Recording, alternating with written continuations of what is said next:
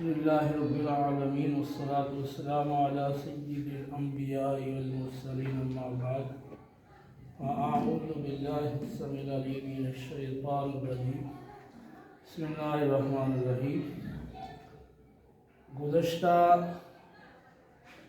इल्म मीरास के दर्स में असबात बिनफ्सिही, असबात बिल गैर, असबात मल गैर, इनकी वजाहत और साथ फिर इनकी मश्क, तो इसका जिक्र किया गया था। तो आज के दर्स में हम असहाबे फ़राइज़ के हवाले शुरू करने से पहले असहाबे फ़राइज़ के लिए जो हिस्से कुरान और हदीस और इजमा में मुतय्यन किए गए हैं, तो उनकी कुछ वजाहत हम पढ़ते हैं ताकि आगे अहवाल पढ़ते हुए इस हवाले से किसी किस्म की दुश्वारी पेश ना आए।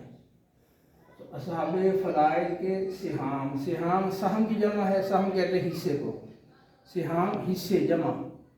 असहाबे फ़राइज़ के सिहाम यानी असहाबे फ़राइज़ या ज़िविल फ़ुरूज़ के हिस्से। तो ये 6 हिस्से हैं और इसको 2 अनवा में तकसीम किया गया है एक ख़ास मुनासबत की बिना पर। वो मुनासबत है तदईफ़ और तनसीफ़ वाली। तो तदईफ़ और तनसीफ़ इन हिस्सों के अंदर पाई जाती है, तो इसके एतबार से इनको 2 हिस्सों में बांट दिया गया है। नौ अव्वल वो क्या है? निसफ, रुबो और सुमन। तो निसफ तो वो आधा, तो आधे को अरबी में निसफ कहते हैं, और 1/4 यानी जो चौथाई है इसको अरबी में रुबो कहते हैं, और जो 8वां हिस्सा है उसको अरबी में सुमन कहते हैं। तो हम दर्स में अरबी लफ्ज़ इन हिस्सों के लिए इस्तेमाल करेंगे। तो ऐसे अफराद जो हमारे साथ सबक में शरीक हैं और वो अरबी नहीं जानते, तो उनको चाहिए कि ये हिस्से अच्छी तरह से वो याद कर लें। निसफ, रुबो, सुमन, सुलसान, सुलस, सुदस। अगर आपको दुश्वारी हो तो मैं यहाँ इसको लिख देता हूँ। निसफ, रुबो और सुमन, ठीक है। राबे पेश है, रुबो, सुमन, रुबुन, सुमुन, आगे बाबा भी पेश है, इधर मीम पे भी पेश है। निसफ, रुबो, सुमन, सुलसान और सुलस और सुलस।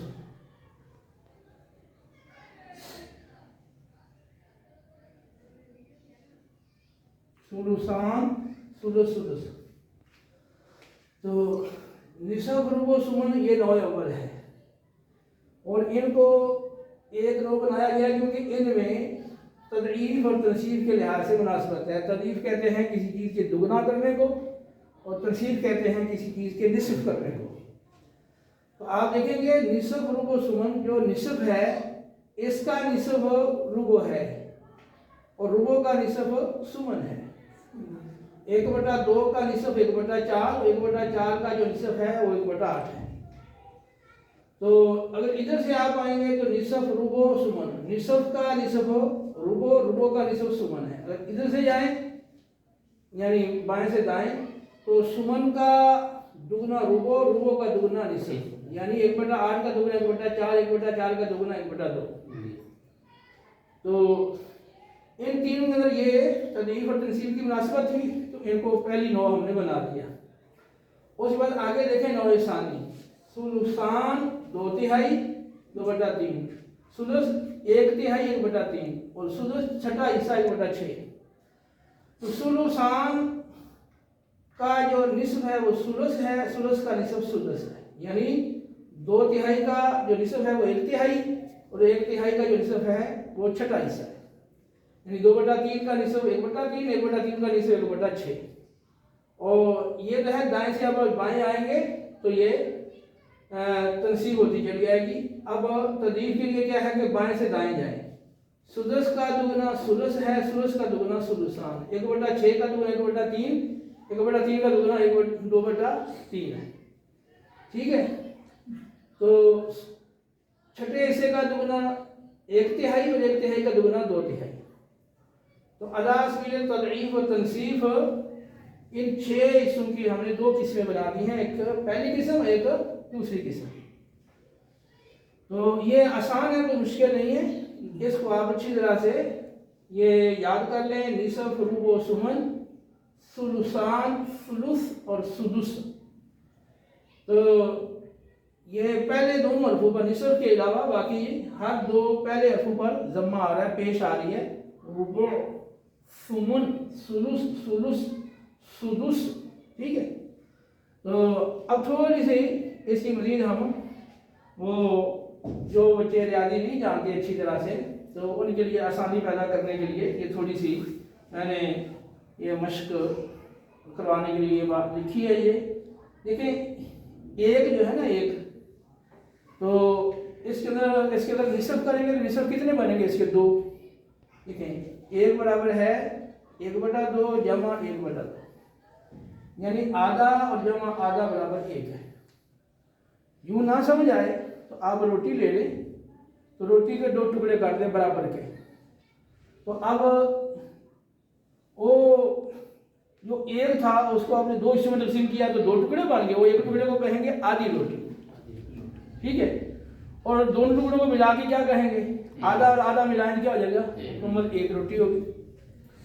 इसी तरह 1 के अगर हम चौथे हिस्से बनाए, रुबो बनाएंगे, 1 में रुबो कितने हैं?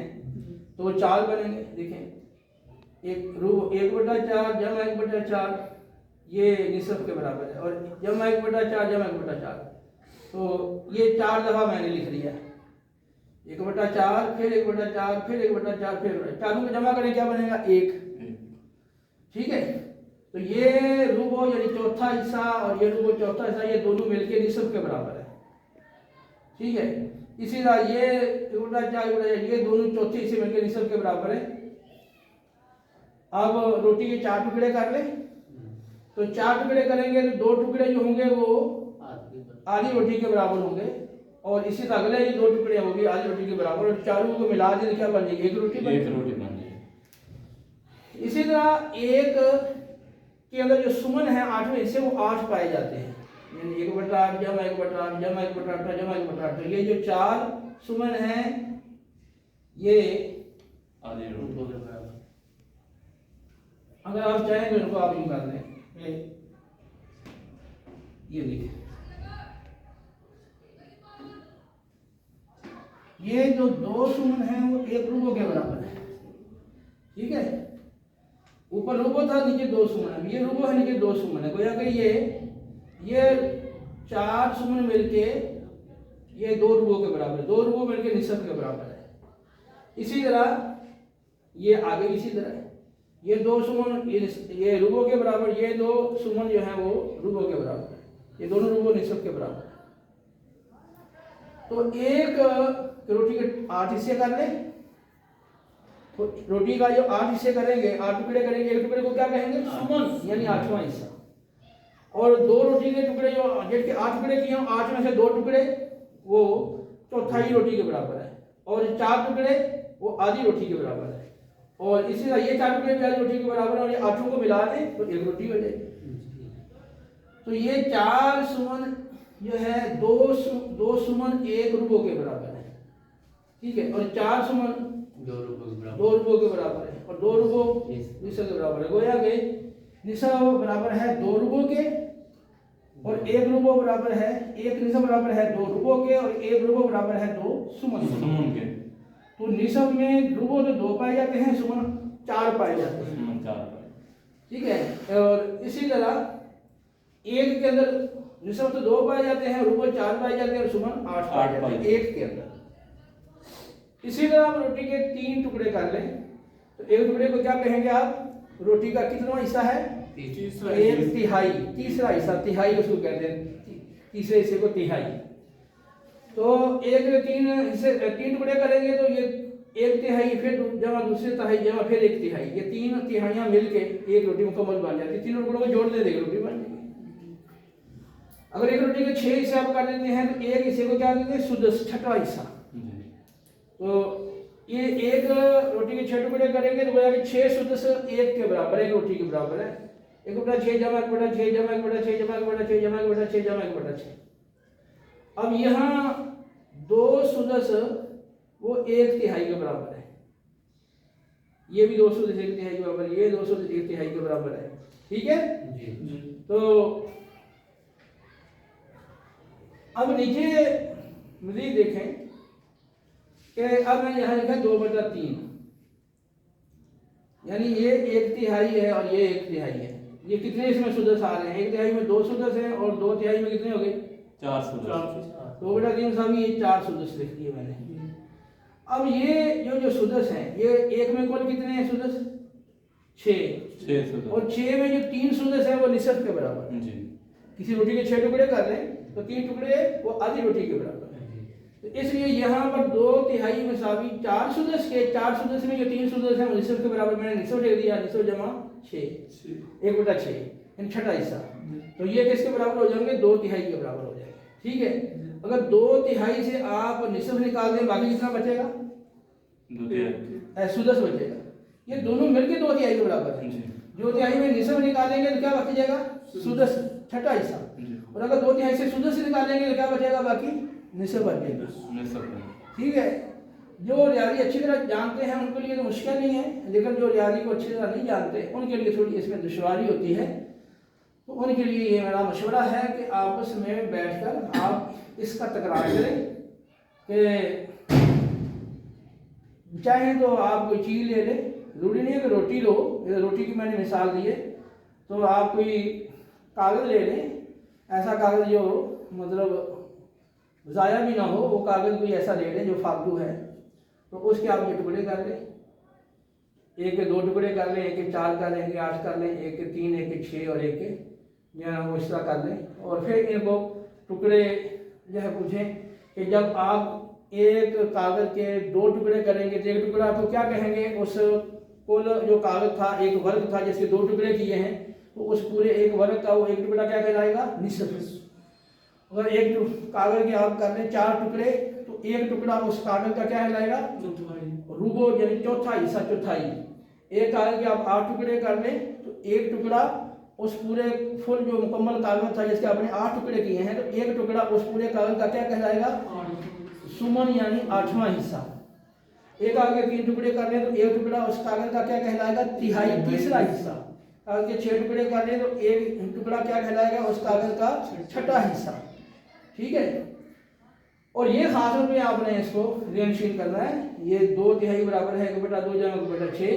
तो जब 2/3 से आप निसफ निकाल दें, बाकी छठा बच जाता है। अगर छठा निकालेंगे तो बाकी निसफ बचता है, क्योंकि आगे हवाल जाएंगे ना पोती के और अलाती बहन के, तो वहाँ इसकी हाजिर पड़ेगी।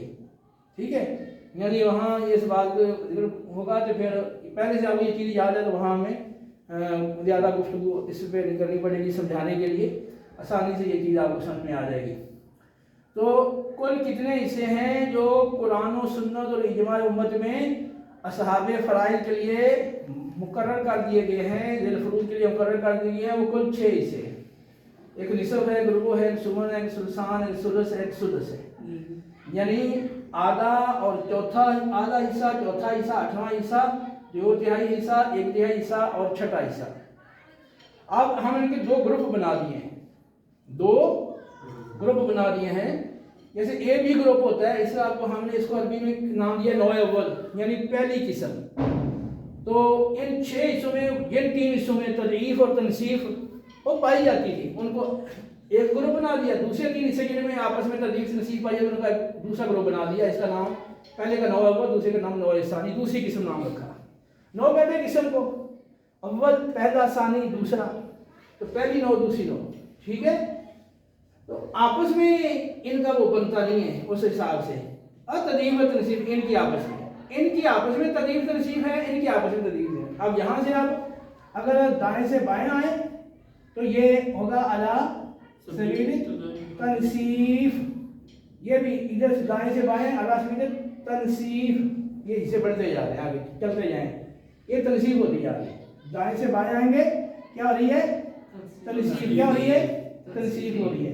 अगर बाएं से दाएं जाएं तो ये क्या हो रही है? तदईफ। जैसे ये इसका दुगना, ये इसका दुगना, तदईफ, ये इसका दुगना, ये इसका, तो ये तदईफ है। इसका दुगना ये, इसका दुगना ये, इसका दुगना ये है, इसका दुगना ये है। ये बाएं से दाएं जाएं तो क्या है? तदईफ। तो ये जो 6 हिस्से इनके लिए मुकर्रर किए गए हैं, ये 6 हिस्से अला सबील तदईफ व तनसीफ, सबील को ना तरीका, अला सबील तदईफ व तनसीफ यानी दुगना करने और निसफ करने के तरीके पर ये हमने ये 2 अनवा इनकी बना दी हैं।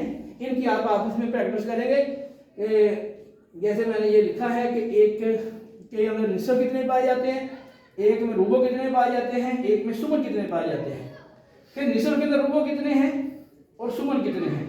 फिर जो एक रुबो है तो इसमें सुमन कितने पाए जाते हैं। इनका बाहमी आपस में ताल्लुक वो बार बार वो आप जोड़ें, ठीक है। और इसी तरह इनका ताल्लुक जोड़ लें कि एक में तिहाई कितने पाई जाती हैं, यानी सुलस यानी 1/3, ये तीसरे हिस्से कितने हैं एक में, फिर छठे हिस्से यानी सुदस कितने हैं, और फिर 1/3 में सुदस कितने हैं, ठीक है। ये आपस में इनके ताल्लुक जोड़ें। इससे हम देखें मिसाल के तौर पर ये देखें, ये 1 है, 1 में से अगर आप निसफ निकालते बाकी कितना बढ़ जाता है? निसफ बढ़ जाएगा। 1 के अंदर 4 चौथाइयाँ है ना जी, तो 1/4 हिस्सा निकाल दें बाकी कितना बढ़ गया? 3/4, 3/4। और अगर 2 चौथाइयाँ निकालें बाकी क्या बढ़ गया? और 2/4 बाकी बच जाएगा।